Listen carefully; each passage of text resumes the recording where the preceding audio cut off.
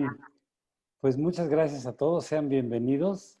Les queremos dar la más cordial bienvenida a esta segunda sesión, a este segundo curso del medio ambiente, el cual nos va a compartir ahorita el ingeniero Alan, el calentamiento global y sus efectos en el medio ambiente. Yo lo que veo es que cada vez hay más gente comprometida, como comentaba ahorita Alan. Cada vez estamos más conscientes de lo que hagamos nosotros, pues nosotros somos los responsables. Como que estamos madurando como sociedad y es muy importante que nos responsabilicemos de todos nuestros actos. La basura que generamos solo va a llegar a 3 lugares. O nos la vamos a comer, o la vamos a respirar, o nos la vamos a tomar. Esa es la realidad. Entonces, tomemos conciencia de esto. Y bueno, pues aquí el ingeniero nos va a ilustrar ahorita de por qué es que tenemos que modificar nuestros hábitos y tomar conciencia. Muchas gracias, ingeniero, por tu curso. Ceci nos iba también a dar, perdón, unos Algunas detalles ahorita de cómo recomendaciones. llegar. Sí. Algunas recomendaciones para el que proceda el curso adecuadamente. Les vamos a pedir que en el chat pongan su nombre completo porque estamos registrando la asistencia para los que van a tener su comprobante. Por favor, apaguen su micrófono y su video para que la recepción sea más adecuada.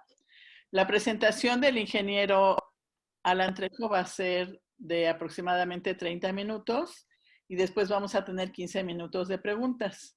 Estas preguntas las pueden hacer en el chat, van a ser escritas, por favor, para que las manden en el chat. Pues esas serían las recomendaciones. Les agradecemos a todos su presencia y quiero nada más hacer hincapié en que este curso es un curso que nos está proporcionando la Dirección de Medio Ambiente del Ayuntamiento de Atizapán de Zaragoza a través del Departamento de Educación Ambiental. Y este curso se está llevando a cabo en colaboración con el programa de Chiluca Limpio. Entonces, lo que queremos es reforzar conceptos que nos permitan pues conocer la importancia de nuestro medio ambiente y evitar la destrucción del mismo. Entonces, pues todos agradecemos muchísimo al ayuntamiento por este esfuerzo que nos va a permitir ser pues cada vez más conscientes. Adelante, Alan. Perfecto. Bueno, pues una vez más, muy buenas noches a todos. Es un gusto enorme para mí otra vez estar con ustedes y el día de hoy vamos con el segundo episodio de nuestras fabulosas pláticas informativas y educativas de medio ambiente. Como les comenté en la sesión anterior, estas pláticas van dirigidas a nuestro público en general. Así es que tratamos de hacer las pláticas y las presentaciones lo más dinámicas para que todos manejemos, un mismo lenguaje y podamos comprender algunos conceptos que hemos escuchado ya desde hace mucho tiempo. Ok, bueno, pues sin más, vamos a ver si doctora, ¿me podría permitir compartir la pantalla? Sí.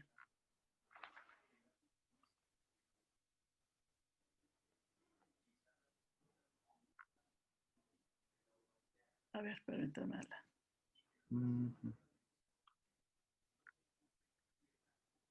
Sí, me pasa el Así va.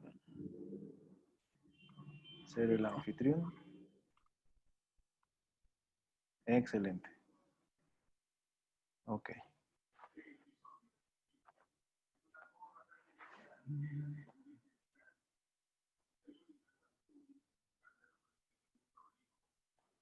Vamos a... Mientras tanto, les recordamos a todos que por favor apaguen su video y su micrófono, por favor.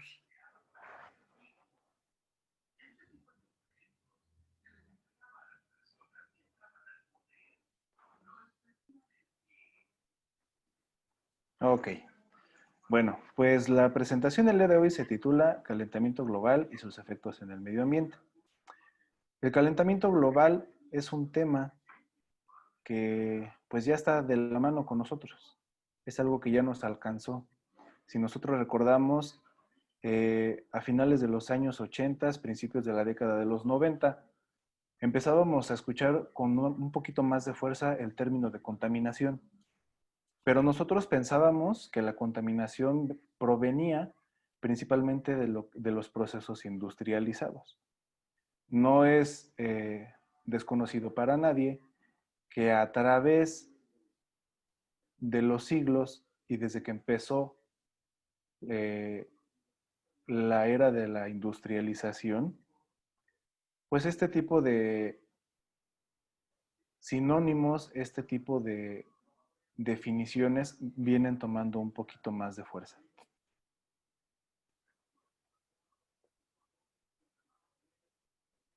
Ok, ¿cuáles son los antecedentes del calentamiento global? Recordemos que todo tiene un origen y como dice Isaac Newton, a toda acción corresponde una reacción. Bien, pues dentro de lo que son los antecedentes del calentamiento global, se dice que en 1820 el matemático y físico francés Joseph Fourier descubre que la atmósfera es capaz de absorber el calor que emite la Tierra. En 1861, cuando el físico irlandés John Tyndall descubre que el CO2 es un gas capaz de absorber el calor y aunque se encuentra en pequeñas cantidades, tiene un efecto importante en la temperatura de la Tierra. Bien, el CO2 es un gas que ha estado desde que el mundo es mundo. Recordemos que en un inicio, cuando se empezó a formar todo lo que es las primeras capas de la Tierra estaba muy caliente.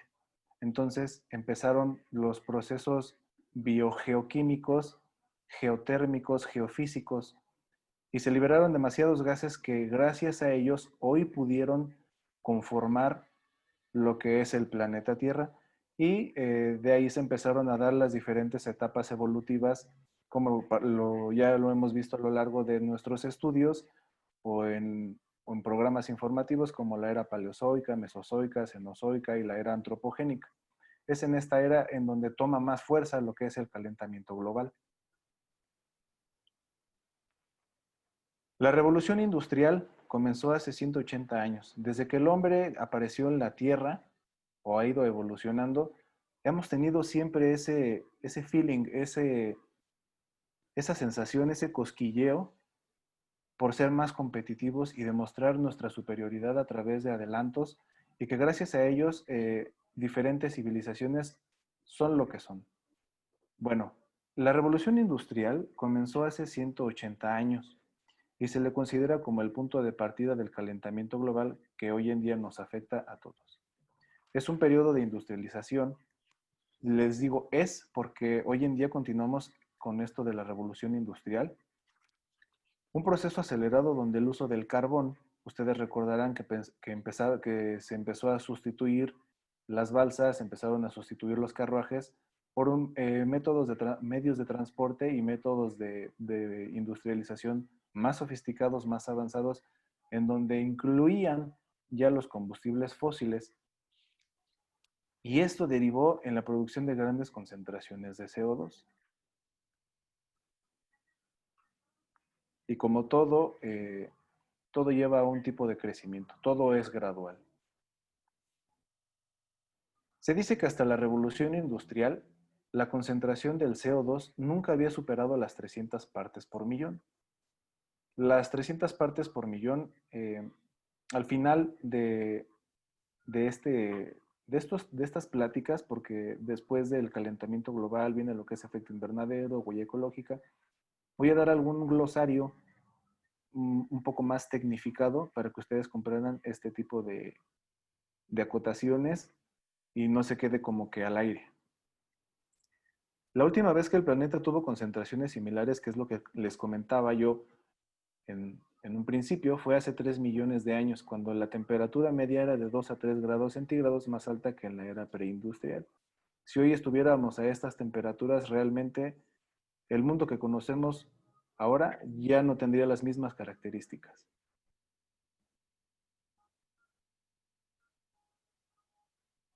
Bueno, ¿cuál es la definición del calentamiento global? Podemos encontrar muchas definiciones que vayan muy acorde a lo que es el efecto invernadero. Pero yo les comparto esta definición del calentamiento global que se me hizo la más adecuada y es un aumento progresivo y gradual de la temperatura media de la superficie terrestre. Es responsable de los cambios en los patrones climáticos mundiales relacionado con la concentración de los gases de efecto invernadero en la atmósfera.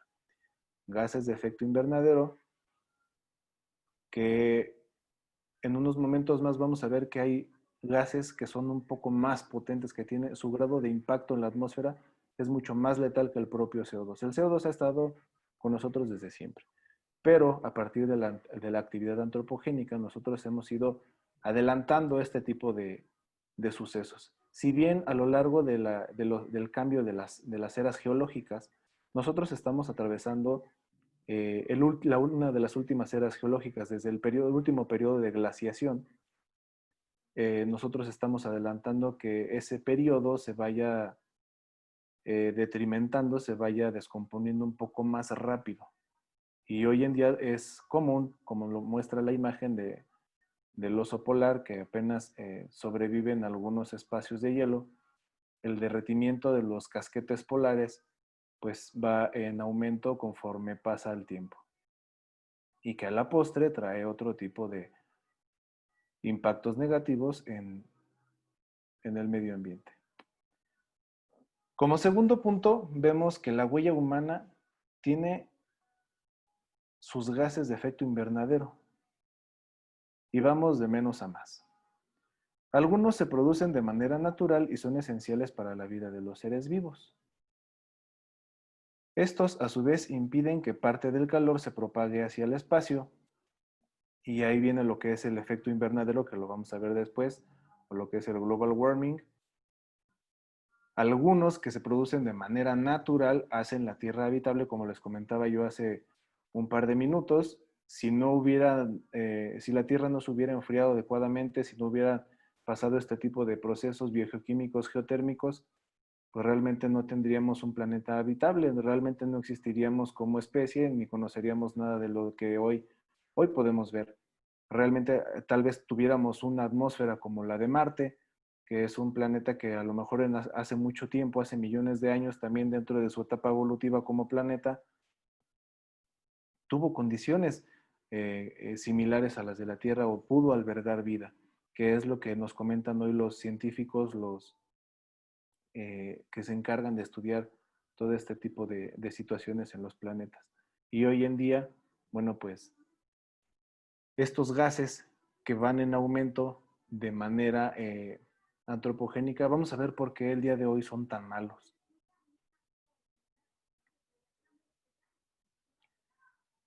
¿Por qué son malos? Porque hoy en día tenemos una industrialización desmedida.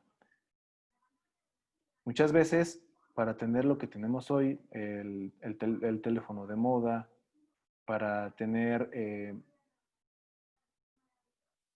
luz en nuestros hogares, para tener combustible, para tener llantas, para tener tenis, para tener cosméticos, para tener muchas cosas que se derivan de los combustibles fósiles, es necesaria una industrialización desmedida. Hoy la competencia por la demanda de los hidrocarburos sigue siendo algo catastrófico, a pesar de que organizaciones como lo que es la Unión Europea, a través de los diferentes convenios que se firman a nivel global, como el Protocolo de Kioto, en donde todos los países se comprometen a reducir sus emisiones contaminantes a la atmósfera a un cierto periodo de tiempo, pues realmente hacen mejoras, hacen diferentes tipos de controles de ingeniería que, entre comillas, les permiten reducir su impacto al medio ambiente. Tenemos otro proceso en el cual se impacta de manera muy agresiva hacia el medio ambiente y es la deforestación. Los árboles o todo lo que son los bosques, las selvas, las áreas naturales protegidas, juegan un papel importante también en las emisiones a la atmósfera. Vamos a ver ahorita por qué. La agricultura intensiva. Es un punto muy importante porque ustedes pueden apreciar en los campos franceses,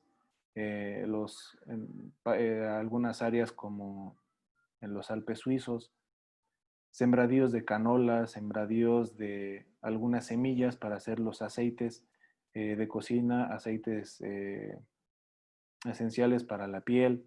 Ustedes pueden ver campos preciosos, campos de lavanda, pero desafortunadamente con todos los agroquímicos que se tienen hoy en día, cuando retiran todas esas plantaciones, son tan agresivos que no dejan que otro tipo de especies de hierbas silvestres, como lo es el pasto, la flor silvestre, crezcan a sus alrededores. Y cuando termina la cosecha de canola, de lavanda, lo que ustedes quieran, esos campos son cafés, como si estuviéramos en un desierto. Y hoy en día se devastan bosques y selvas para la agricultura intensiva. Uh-huh. El dióxido de carbono es el gas de mayor importancia por sus enormes volúmenes y grandes concentraciones, pero no es el único. Vamos a ver cuáles son. Tenemos lo que es el gas metano, el CH4, esta es su fórmula química, y deriva de actividades petroleras, tiraderos a cielo abierto, como lo comentábamos en la sesión anterior. Todos los seres humanos o todo lo que tiene vida, por lo general, está compuesto por el famoso CHOMPS, que es el carbono, hidrógeno, oxígeno, nitrógeno, fósforo y azufre, que son elementos que permiten que la vida exista. Entonces, cuando nosotros disponemos nuestros residuos orgánicos con malas prácticas, es decir, los llevamos hacia los tiraderos a cielo abierto, los rellenos sanitarios, en lugar de procesarlos o reincorporarlos hacia un ciclo de vida más útil como es el compostaje, que en una sesión posterior vamos a tener este conocimiento, este aprendizaje, los destinamos a las malas prácticas de la disposición final de este tipo de residuos.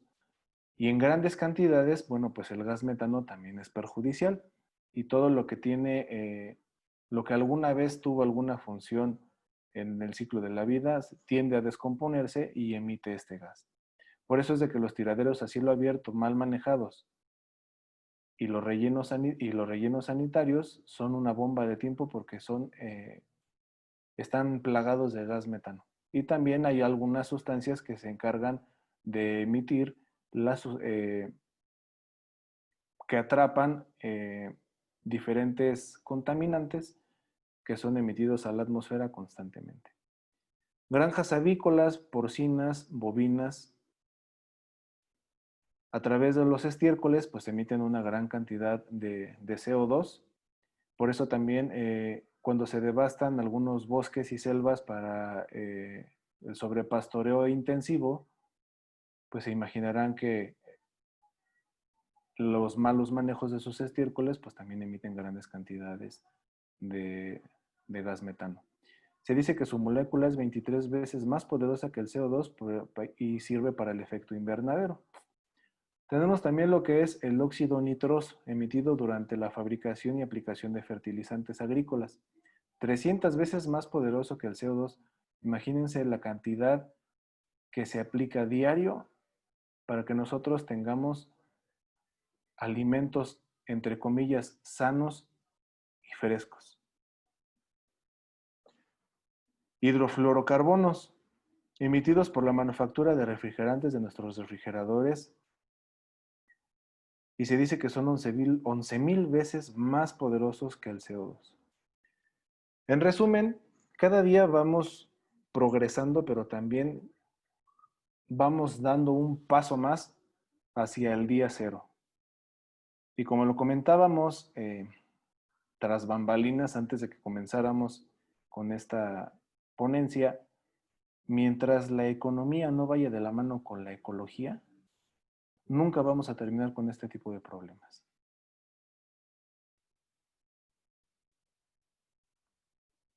Ok. El CO2, ¿quién lo produce y cómo se compone? Tenemos una ilustración en la parte derecha de nuestra pantalla, en donde el veneno, la gasolina, lubricantes, queroseno, parafina y otros artículos derivados de la extracción de los hidrocarburos, poco a poco van mermando la calidad de los componentes de la atmósfera. Dice que el CO2 se origina a partir de la extracción de combustibles fósiles, plantas y animales, que derivado de un largo proceso de degradación de millones de años, aparecen y dan origen a todo este tipo de materiales que hoy nos hacen la vida más fácil. Estos están compuestos de moléculas de carbono e hidrógeno, de ahí el nombre de los hidrocarburos.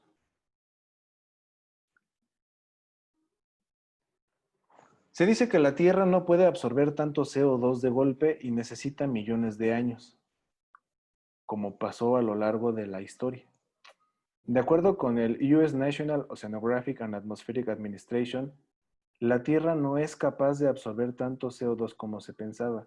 Si bien nosotros pensamos que los árboles, los bosques y las selvas son necesarios para la Tierra, para detener un poquito el CO2, imagínense qué va a pasar con los océanos. ¿Qué va a pasar si nosotros continuamos con nuestro ritmo de vida, con nuestro ritmo de industrialización, con nuestros mismos hábitos de consumo?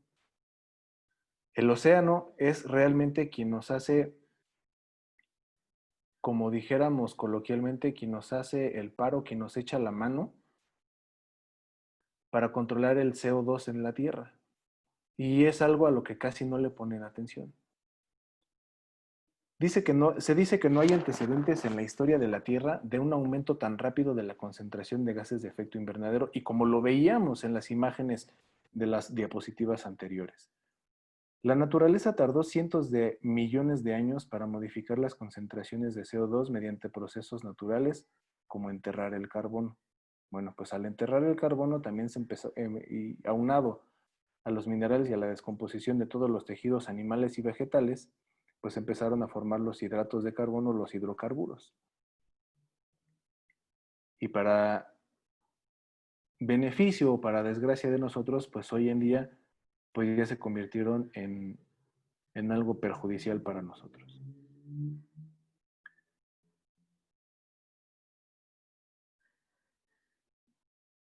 El calentamiento global ha ido de la mano con una tendencia hacia un incremento del CO2, lo que posteriormente deriva en una intensificación del efecto invernadero.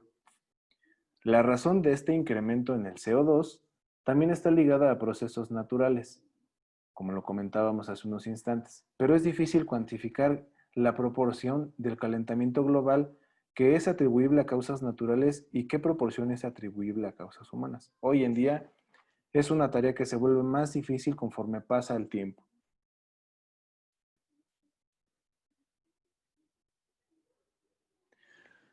Bien, para darnos una idea de lo importante de la contribución humana, se puede hacer un balance de entradas y salidas del CO2 a la atmósfera por causas naturales y contrastarlos con las causas humanas.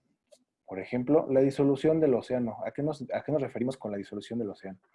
Pues hay un intercambio de temperaturas de las aguas oceánicas que contienen CO2, porque el mar es el mayor filtro o vaso regulador, digámoslo de esta forma, del CO2, el cual llega a una temperatura elevada y vuelve a la atmósfera con este intercambio de temperaturas, aunque luego llega a quedarse parte de ese CO2 que se disuelve en el océano.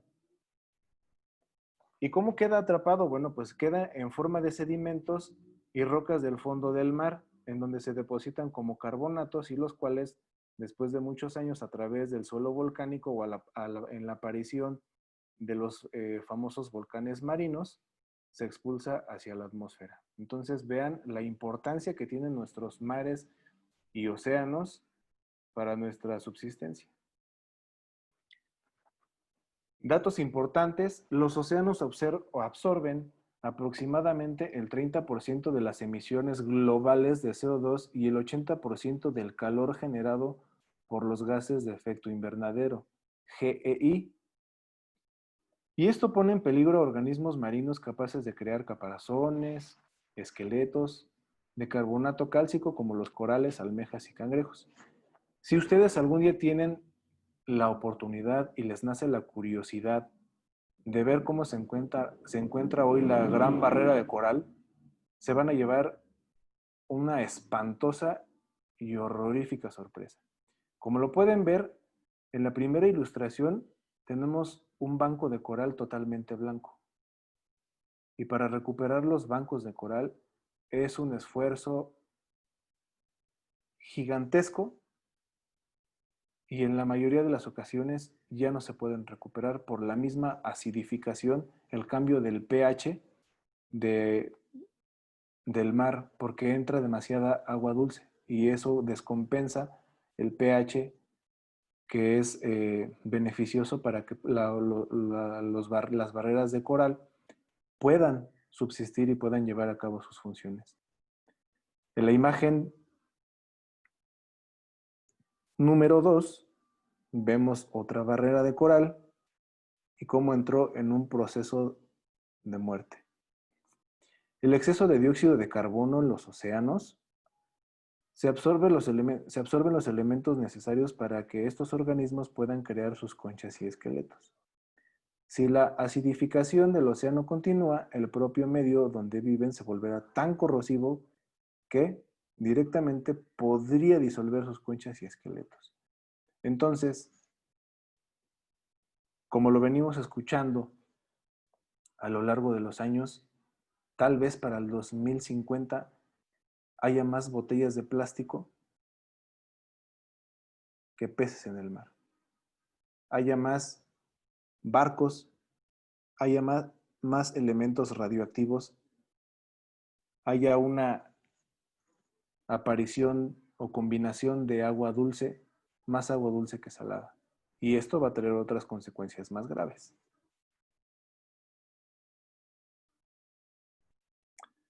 Tenemos también lo que es la actividad biológica. La fotosíntesis, que es un proceso que a lo largo de nuestros estudios o lo hemos visto en algún tipo de documental, es un proceso que fija el CO2 en el tejido vivo, plantas y animales.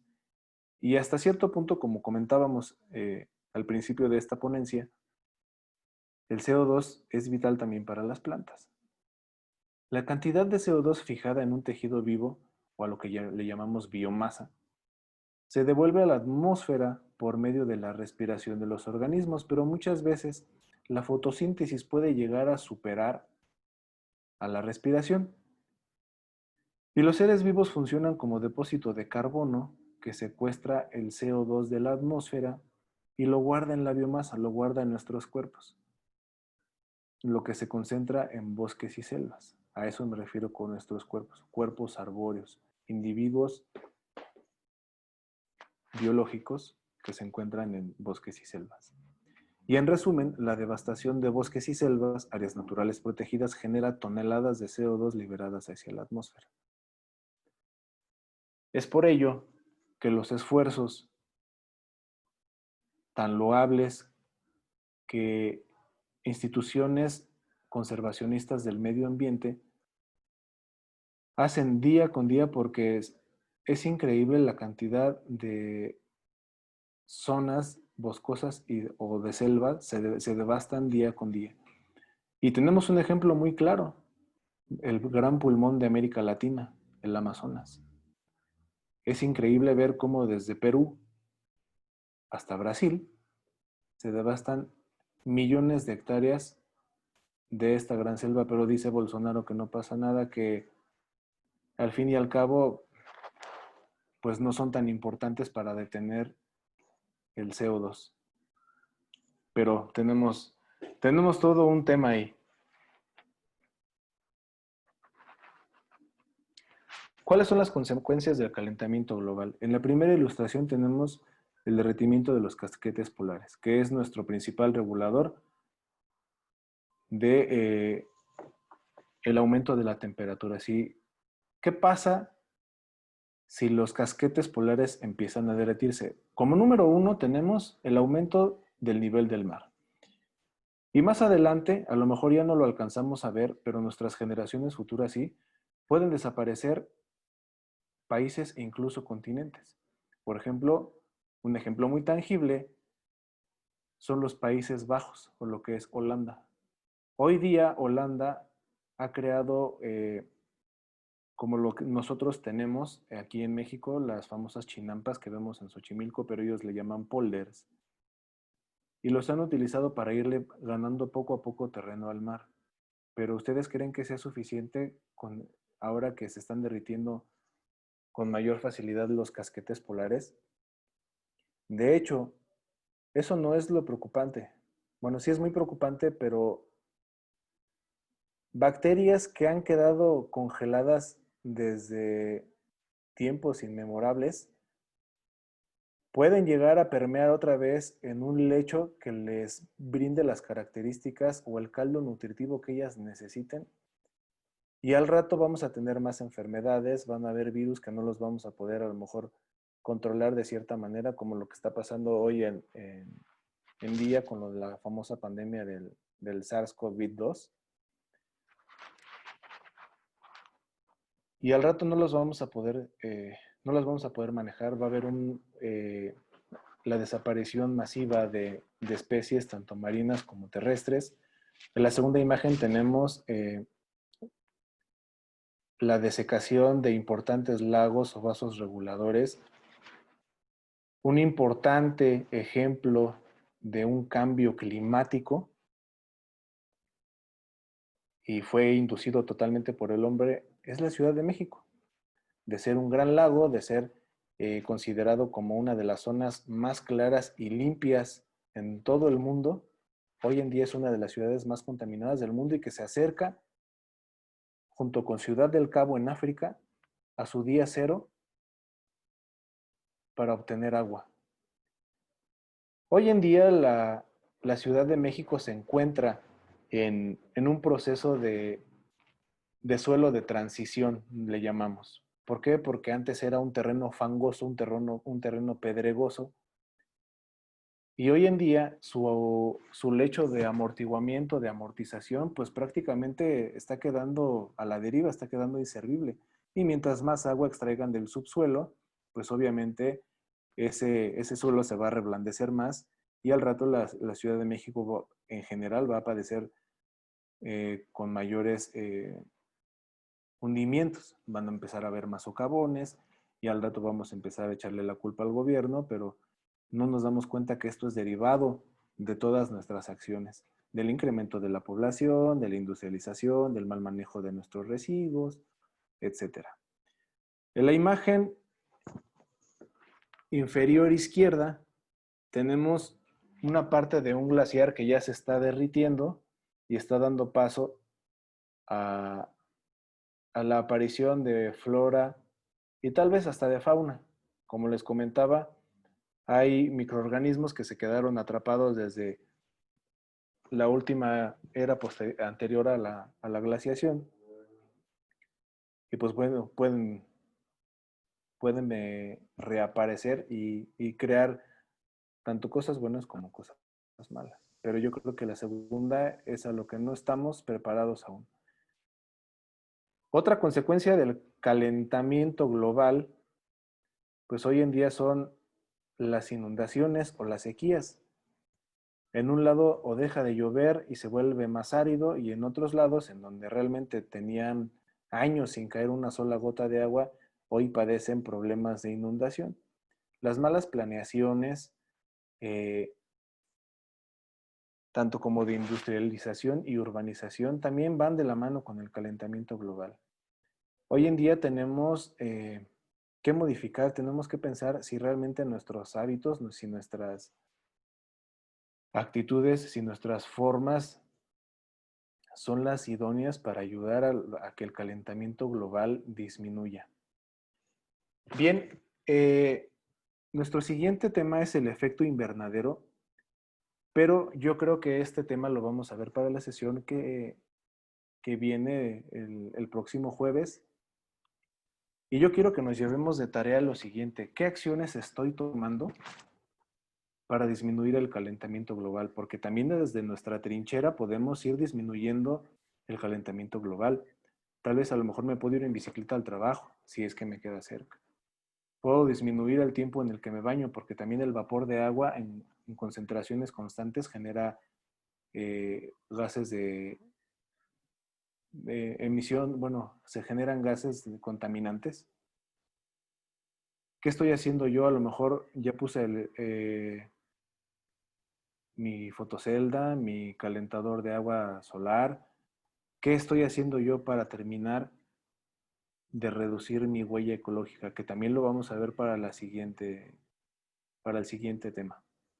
Así es que yo los invito a reflexionar un poquito acerca de lo que vimos hoy, que esto es, digamos, como que la puntita del iceberg de todo lo que viene en descenso para lo que vamos a manejar más adelante. Muy bien, bueno, pues vamos a dar ahora espacio para las preguntas. Si ustedes tienen alguna duda, tienen algún comentario, quieren hacer alguna aportación enriquecedora a la sesión del día de hoy, pues con mucho gusto vamos a escucharlos para que podamos enriquecer aún más esta sesión.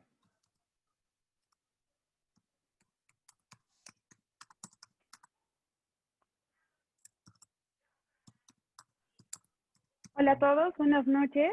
Vamos a empezar con las preguntas, entonces si quieren mandarlas a través del chat, todas son bienvenidas. Alan, tenemos una pregunta de Keiko, que nos pregunta que qué son los refrigerantes. Los refrigerantes de los hidrofluorocarbonos de los que estabas hablando al principio de la presentación. ¿Cómo está eso de enterrar el carbono? ¿Cómo está eso de enterrar el carbono? Ok. Como lo comentábamos, los gases refrigerantes son aquellos que le van a permitir a nuestros refrigeradores precisamente hacer esa función, el refrigerar. ¿Ok? Para no irnos más allá con tecnicismos, estos gases le permiten trabajar al motor y le permiten trabajar a los circuitos de los refrigeradores en una forma óptima para que no haya una descompensación ni variaciones también, digamos, eléctricas. Es lo que va a mantener nuestro refrigerador en función. Enterrar el carbono, lo que hacen las plantas o el ciclo del carbono es que, si quieren también para la próxima sesión, empezamos con algunos ciclos de los diferentes elementos, pero enterrar el carbono significa que se va a fijar ese elemento en las estructuras que presenten este elemento, por ejemplo, como son el suelo, el subsuelo, las plantas y los animales. Hay algunos microorganismos que se encargan de hacer esa función de fijarlos en el suelo para que a través de la cadena trófica se pueda emitir ese elemento otra vez hacia la atmósfera. Ok, es un tema muy complejo, pero gracias por la explicación un poquito más masticada para nosotros. Sí. Nos comenta Eri Serret, dice, ¿saben que la Ciudad de México va a recibir agua de la presa Madín? Esa nos pregunta para ti, Alan, pero si quieres agregar algo al respecto, yo no sabía. No, pues ni yo tampoco. Muchas gracias por el dato, Hedy. La Ciudad de México es todo un tema. Realmente las malas prácticas que tienen en cuanto a la planeación, y eso viene desde tiempos, ya no digamos prehispánicos, porque afortunadamente nuestros ancestros, los mexicas, tenían una excelente planeación en cuanto a los recursos hidráulicos. Si bien en la época colonial se hicieron algunas aportaciones de gran utilidad, como extraer agua de mejor calidad de Santa Fe que de Chapultepec a través de los diferentes acueductos, también el ganarle el terreno al lago fue un problema que terminó por matar un ecosistema que tenía una autorregulación fantástica. Por ejemplo, tenemos grandes obras que se hicieron para desaguar lo que es la Ciudad de México, como el Tajo de Nochistongo, como los acueductos de Teoloyucan, en donde bueno, más bien se dio paso para sacar el agua, que la mayor cantidad que se pudiera, hacia los ríos Cuautitlán y hacia la laguna de Zumpango. Derivó en un error tan grande que la Ciudad de México duró de 3 a 5 años inundada. Es todo un tema porque a lo largo de la historia de la Ciudad de México, cuando se le fue ganando terreno al lago, no pensaron que el agua vuelve al agua. Por eso hoy vemos tantas inundaciones, por eso es de que las malas planeaciones hidráulicas, nosotros en México no tenemos una concientización, no tenemos una buena planeación de lo que son los drenajes pluviales. Realmente de un 100% del agua de lluvia que cae, si acaso se aprovechará un 10, un 15% y a lo mejor estoy exagerando o estoy diciendo números al aire, pero realmente este tipo de agua no se aprovecha. El que la presa Madín esté aportando agua hacia la Ciudad de México, pues es un problema que nos va realmente a conmocionar a todos. Y digo a todos porque los municipios de Tizapán, Tlalnepantla, Naucalpan, inclusive creo que también por ahí escuché un dato de Santana Gilotzingo, pues nos van a dejar sin agua. Entonces, en lugar de que se adopten otras buenas prácticas, en lugar de que se realicen otro tipo de proyectos para la Ciudad de México, tenemos que estar trayendo agua de otros lados. Pero sí es un dato muy interesante que en la ponencia que vamos a tener para el segundo bloque del cuidado del agua, voy a hablar un poquito acerca de me voy a extender un poquito acerca de este tema y pues les va a servir, les va a gustar, créanme que no se van a aburrir. Y muchas gracias por el comentario, Eddie. Un saludo. Sí, es un tema muy interesante. Gracias, Alan. Otra pregunta de Chiluca Unido dice, ¿qué acciones está tomando el Ayuntamiento de Atizapán para reducir el calentamiento global? ¿Qué acciones está tomando el gobierno de Atizapán para reducir? Ok, realmente hoy en día nos encontramos trabajando en el inventario municipal de gases de efecto invernadero. Estamos recabando datos muy interesantes de las industrias o de las muchas o pocas industrias que hay aquí en el municipio de Atizapán de Zaragoza. Y muy pronto pueden obtener estos datos, claro que sí, porque hoy tenemos la obligación nosotros como servidores públicos de que ustedes tengan acceso a la información. Entonces, muy probablemente les estaremos dando esa noticia. Realmente, el Departamento de Verificaciones de la Dirección de Medio Ambiente estamos realizando, digo estamos porque yo también estoy en ese departamento, haciendo las verificaciones como lo dice el nombre del departamento. Estamos verificando que las buenas prácticas que dicen llevar las industrias se lleven a cabo.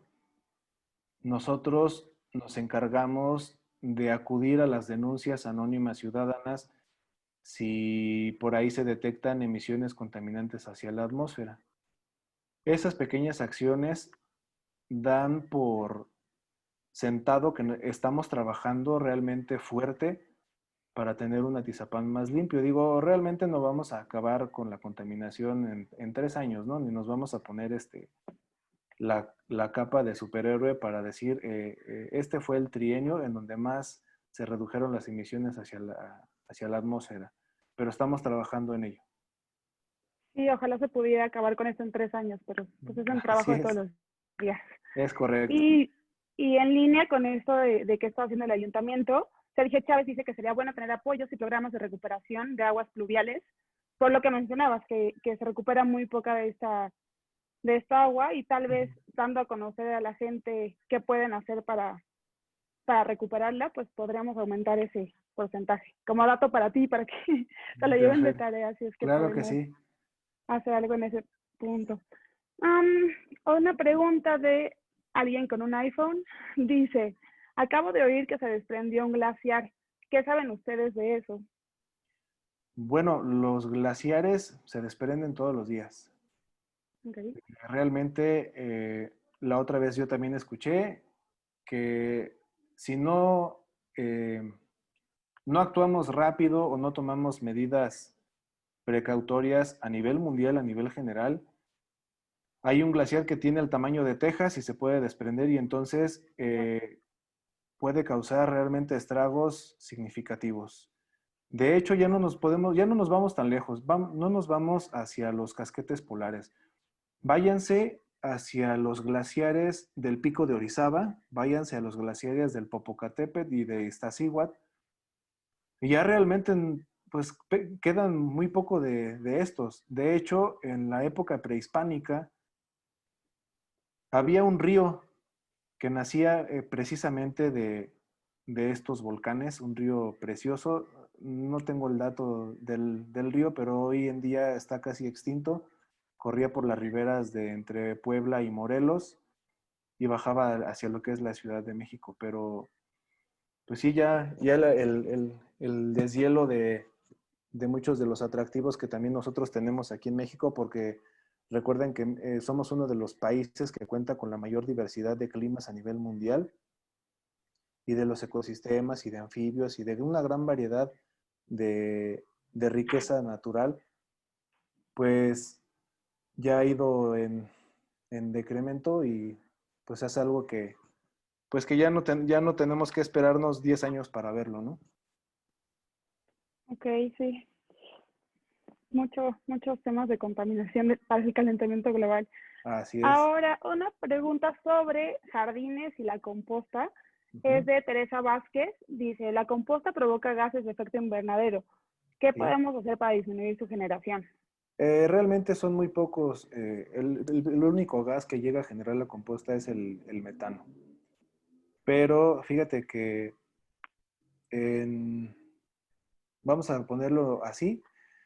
Yo dirigí durante 5 años un programa de compostaje a nivel federal en Senacica, Zagarpa. Estuvimos a punto de entrar como una entidad certificadora de composta. Estuvimos participando en conjunto con la Zagarpa y con el gobierno de la Ciudad de México en la creación de una norma técnica para regular lo que es la producción de compostaje, lo que es la lombricomposta, la vermicomposta y los diferentes derivados de este tipo de buenas prácticas agrícolas, agroecológicas más bien. Sí, la composta llega a emitir el metano, pero si lo comparamos con una unidad productora de ganado de 10,000 cabezas, pues prácticamente es nada. Por ahí les voy a pasar el dato, no lo tengo bien ahorita, pero yo llegué a generar en 6 meses 8 toneladas de composta y realmente la emisión de CO2, de gas metano, pues fue muy poquita. Eran kilogramos, Ok. casi nada. Ok, entonces no se preocupen tanto por esta parte, ¿No? pero otra cosa que varios tienen duda, como Sergio Chávez, Teresa Vázquez y Beatriz Hernández, están muy contentos con la información que hemos recibido, que es muy interesante, y Gracias. les gustaría saber cómo pueden ayudar más para el cambio climático. Por ejemplo, Teresa dice que sugiere que contribuyamos a limpiar la barranca que colinda y divide Chiluca con Zona Esmeralda. Además de continuar separando la basura. Nos mencionaste que podíamos disminuir el uso de nuestros carros, disminuir el tiempo al bañarnos. Así es. ¿Qué otras acciones tal vez así de día a día podríamos hacer para sentir que estamos apoyando a disminuir el calentamiento global? Ok, bueno, ahorita en cuanto terminemos nuestra ponencia, pues todas las luces que no ocupemos, que no sean esenciales, desde ahí podemos empezar. Realmente los electrodomésticos hoy en día tienen un ecoetiquetado en donde dicen que son ahorradores de energía. Son muy buenos, sí. Realmente son loables los esfuerzos de las empresas que se dedican a la comercialización de todos estos productos porque sean más eco-friendly, más amigables con el medio ambiente. Eso podríamos hacer, desconectar todos los aparatos que realmente en la noche no tengamos ni siquiera que utilizar durante un periodo de 6 a 8 horas en lo que nosotros estamos realmente pues sin actividad. ¿Qué otra cosa podríamos hacer? pues podríamos apoyar también en reducir lo que es nuestros malos hábitos de consumo. Por ejemplo, tendemos a consumir muchas cosas enlatadas, muchas cosas pues en materiales de un solo uso. Y recordemos que como nosotros no reciclamos, porque lo vuelvo a repetir para los que ya estuvieron y a los que nos acompañan por primera vez el día de hoy, nosotros no reciclamos. Nosotros lo que podemos hacer es un reuso y separación. El reciclaje es cuando una lata de aluminio, cuando una botella de PET, cuando productos de polietileno de alta y baja densidad vuelven a un ciclo de vida útil, cuando ya pasaron del centro de acopio hacia la manufactura. Eso es el reciclaje.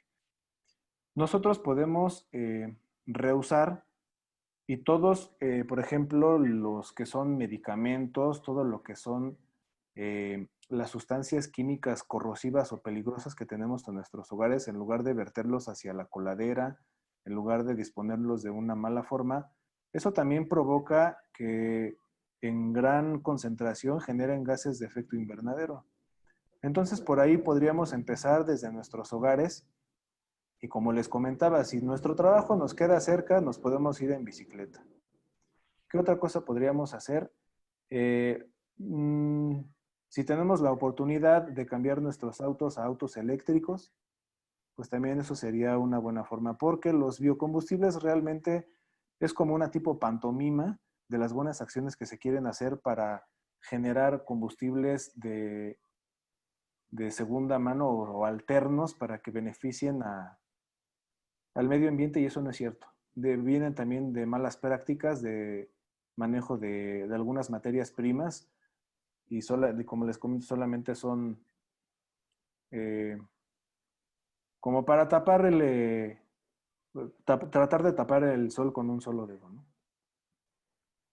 Ok, Alan, muchas gracias. Acá en Chiluca es un poco complicado usar la bici para llegar al trabajo, pero Sí, claro. tal vez podríamos compartir el auto Así es. o con los del trabajo con quien conozcamos. Pero Así bueno, es. muchas gracias. Esas fueron todas las preguntas. Ah, bueno, llegó una última, ¿la tomamos? Sí, Sí. Y te recomiendas la instalación de paneles solares de Daniel Martínez Magallanes. Sí son buenos los paneles solares. Desafortunadamente, hoy en día ya también se están convirtiendo en un problema en cuanto a su manejo y disposición final cuando estos ya no son útiles. Sí son buenos porque pues realmente te ayudan a economizar, te ayudan a ahorrar en lo que es la instalación a lo mejor de un cilindro de gas y evitamos un poquito la comercialización de lo que es este elemento, este compuesto, pero realmente el día de mañana también se van a convertir en un problema, pero mientras encontramos todos los que nos dedicamos a este tipo de buenas prácticas, en darle una buena disposición o un buen reuso a lo que son las fotoceldas y todo eso, hoy sí son buenas. Claro que sí, realmente no hay hoy en día alguna práctica que nosotros queramos implementar que no dañe un poco al medio ambiente. Eso es mentira. No hay nada que no dañe al medio ambiente. De hecho, trasladarnos de un lugar a otro también implica que nosotros contaminemos. En nuestra respiración también exhalamos, bueno, sacamos lo que es el dióxido de carbono y de todas maneras estamos contribuyendo un poquito con el detrimento de nuestra atmósfera, ¿no? Pero sí, yo sí los recomiendo. Hay buenas marcas, hay buenas empresas que se dedican a la instalación, tienen paquetes económicos, digo, sin hacerle promoción a nadie. Pero sí, sí son buenas, claro que sí. Alan, hay un último comentario que también es interesante. Nos Sí. comenta Sergio Chávez que sería bueno tener apoyos y programas de recuperación de aguas pluviales, tanto residencial como municipal. Ese es un buen punto que también ojalá podamos tocar en algún Así es. momento. Fíjense que hoy en día la legislación en cuanto a todo lo que son los nuevos desarrollos habitacionales ya deben de incluir o están pugnando en la Cámara de Diputados porque incluyan este tipo de pozos de agua. Por ejemplo, si ustedes van a Galerías Atizapán, hay pozos de agua. Entonces, estos también lo utilizan y tienen su planta de tratamiento y de ahí pueden ir tomando esa agua para el riego de lo que son sus jardines. Por ejemplo, todo lo que, si ustedes se estacionan en la parte alta, pueden ver en los muros algunos adoquines que tienen plantas. Bueno, esas son medidas de mitigación de impacto ambiental. Poco o mucha su aparición o su aporte hacia el medio ambiente, pero pues de algo sirven porque también están, entre comillas, recuperando algo de vegetación que se tuvo que quitar cuando fue la construcción. Todo este tipo de medidas deben de venir también en lo que son los llamados manifiestos de impacto ambiental en sus modalidades. Pero sí sería un tema muy interesante que todos los gobiernos, no nada más el local, sino a nivel federal, empezaran a tomar este tipo de acciones porque el no tener un plan de reserva, un plan B, por ejemplo, vemos lo que está pasando por allá en Sonora, en el norte, ¿no? De que están vaciando las aguas por el famoso tratado allá por 1940 el Tratado de Aguas Internacionales entre México y Estados Unidos, que bueno, ya no hay ni cómo saquear al país, ¿no? Pero bueno, pues están vaciando las presas. Y mientras no tengamos esa cultura de crear reservorios de agua, pues yo creo que nos la vamos a ver difíciles, nos estamos acercando al día cero. No solamente la Ciudad de México, sino ya también varios lugares que si de por sí presentan pocas precipitaciones pluviales, están extrayendo más agua de la que deben consumir. Y es todo un tema esto, o sea, todo esto es una cadena, todo esto es un engranaje. De hecho, también deberían ya empezar las pugnas por disminuir el número de habitantes que somos en el mundo. Deberíamos de incluir ya a lo mejor uno o cuando máximo dos hijos por familia, o no sé. Realmente nuestros niños de 3 a 5 años, en 10 años, 20 años van a querer una casa, van a querer agua, van a querer ecología, van a querer un trabajo, van a querer todos los servicios. Y se supone que en el mes de junio o de julio la Tierra llega a su día cero, en donde ya no podemos tomar más de lo que la Tierra nos ofrece. Entonces, realmente ahorita ya tenemos un periodo de deuda con la misma Tierra. Entonces, hay países como los de la Unión Europea que a lo mejor ya consumieron, bueno, para cubrir sus necesidades necesitan 1.5 veces tierra de lo que la Tierra nos ofrece para cubrir sus demandas. Sí, es todo un tema. De acuerdo. Apoyo esa noción de que tengamos menos hijos. Así es. Alan, pues te agradecemos muchísimo el curso del día de hoy, muy interesante. Y esperamos ya el próximo jueves tener el otro porque nos quedamos picados. Sí. Mucha información. Tenemos una gran responsabilidad como seres humanos para mitigar todo lo que está sucediendo. Así es. Y nuestro maestro, el COVID, nos lo está enseñando, ¿no? Sí, de hecho, entre más devastemos nuestros ecosistemas, como lo comentaba en la ponencia, pues más nos van a llegar plagas, más nos van a llegar nuevos virus, nuevas bacterias.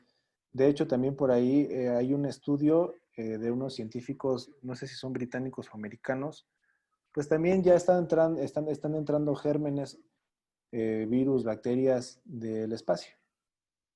Entonces, para que vean cómo hemos detrimentado nuestra capa de ozono, nuestra atmósfera, que ya también lo de ahí arriba nos está afectando. A ver, Arturo, un comentario interesante. Perdón, ya íbamos a cerrar, pero miren, aquí hay un comentario que dice, sería conveniente manifestar ante el municipio que no se ceda el agua de la presa a la Ciudad de México. Pues vecinos, tenemos que unirnos para defender, Sí, para defender los recursos que tenemos y para defender nuestro medio ambiente. O sea, sí es un punto importante porque si no se va devastando todo. así es, pero bueno, no nada más, acuérdense que no nada más es el municipio. Aquí vienen los 3 niveles de gobierno de la mano.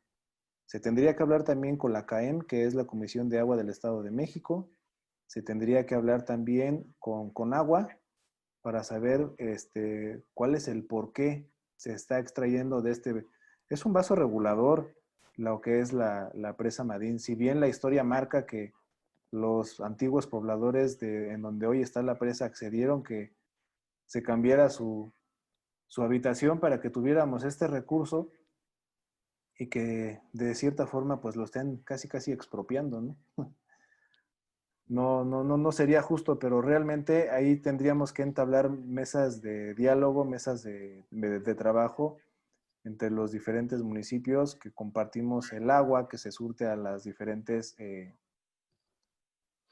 demarcaciones como Tlalnepantla, Tizapán, Naucalpan, verlo desde un fondo de vista ya más gubernamental de alto impacto para que todos tengamos la facilidad pues de pelear por este recurso, porque si no peleamos nosotros, realmente nadie, o sea, va a quedar en manos de unos cuantos, manos de terceros, que pues con la pena, ¿no? O sea, si la Ciudad de México se está quedando sin agua, realmente pudieran tener planes de rescate de algunas zonas, de rescate de ríos, los ríos que hoy se encuentran contaminados, que terminan por sepultarlos, de darles el último golpe, realmente los pueden rescatar. No hay río que no se pueda rescatar y un ejemplo muy tangible lo tenemos en Alemania. Alemania, después de la Segunda Guerra Mundial y después del periodo, bueno, empezamos con el periodo de la industrialización y después de la Segunda Guerra Mundial era un país súper contaminado y hoy es vanguardista en políticas medioambientales. Entonces, el río Rin se tardaron en un periodo de 20 a 40 años en limpiarlo, pero hoy es una maravilla. Volvieron algunas otras especies de salmón y hoy se puede disfrutar de la mismísima sangre de la tierra, como la llamo yo.